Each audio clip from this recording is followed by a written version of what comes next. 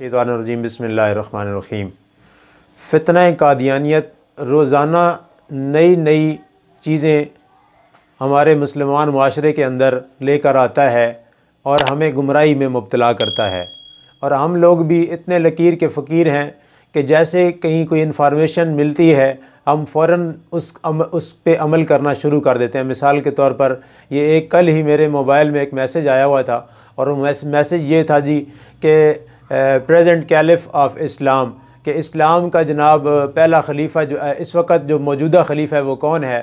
तो जनाब उसको जब सर्च करते हैं सर्च इंजन के अंदर तो वो उस कमीने कादियानी मलऊन मिर्ज़ा मसरूर की तस्वीर को जो है वह सामने कर देता है कि ये जनाब कादियानियों का इस वक्त जो मुसलमानों का जो खलीफा है वो ये मलऊन मिर्ज़ा मसरूर है।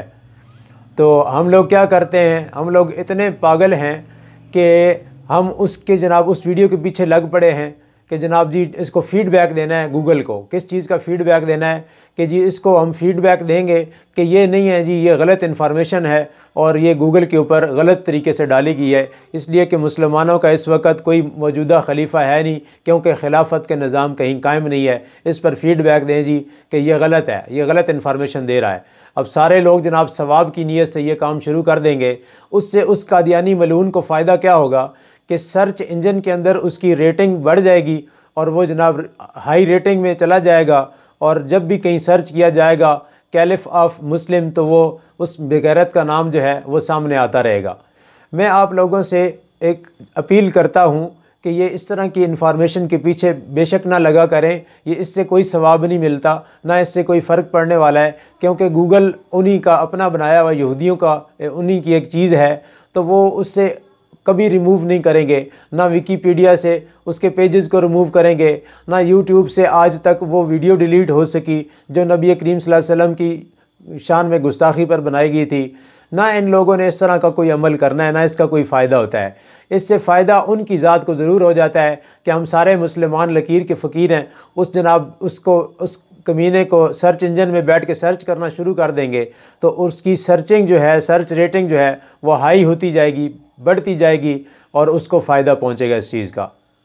तो ये मेरे दोस्तों कोई ज़रूरत नहीं है इसको सर्च इंजन के अंदर डाल के सर्च करने की, आप इसको इधर ही रोक दें। आप तक जो इन्फॉर्मेशन आ गई है बस वो आ गई है, उसको एक इन्फॉर्मेशन ही समझें, लेकिन उसका कोई फ़ीडबैक देने की गूगल के अंदर सर्च करने की ज़रूरत नहीं है। अब मैं आप दोस्तों से एक छोटी सी और गुजारिश करना चाहूँगा कि नबी करीम सल्लल्लाहु अलैहि वसल्लम हमारे आखिरी नबी हैं और हम आखिरी उम्मत हैं।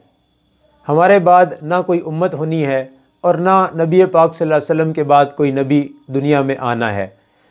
वो गुज़र चुके हैं, अब इस उम्मत का दौर है। ये उम्मत क़यामत तक रहेगी। एक भी अगर मुसलमान कलमा गो ज़िंदा है तो इस ज़िंदगी का वजूद है, इस ज़मीन का और आसमान का वजूद है, अगर एक भी मुसलमान दुनिया में मौजूद है। और जब आप लोग अच्छा ये उनको भी पता है कि मुसलमान अगर मिट जाएंगे तो हमारा भी तख्ता जो है वो उलट जाएगा, हम भी नहीं रहेंगे। वो इसलिए किसी न किसी दर्जे में ये महसूस करते हैं, कहीं ना कहीं उनको डर और ख़ौफ ज़रूर लगा हुआ है कि मुसलमान हमारे ऊपर किसी न किसी तरीके से गालिब आ जाएंगे।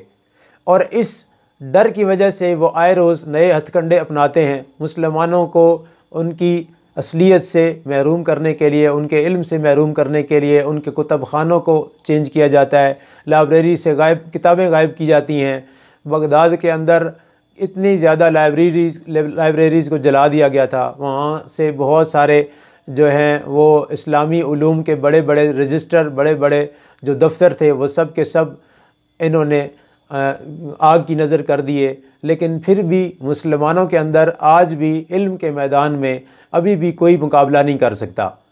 तो मेरे दोस्तों ये मेरी छोटी सी गुजारिश है कि जब कोई आपके पास कोई वीडियो या इस तरह का क्लिप आ जाता है जिसके बारे में ये कहा जाए नीचे कि इसको सवाब की नीयत से आगे शेयर करें तो उस पर थोड़ी तहकीक कर लिया करें और किसी जानने वाले से पूछ लिया करें कि इस पर कुछ अमल करना है या नहीं करना। तो इसी के साथ ही आज मैं आप लोगों से इजाज़त चाहता हूँ। अस्सलाम वालेकुम रहमतुल्लाहि व बरकातहू।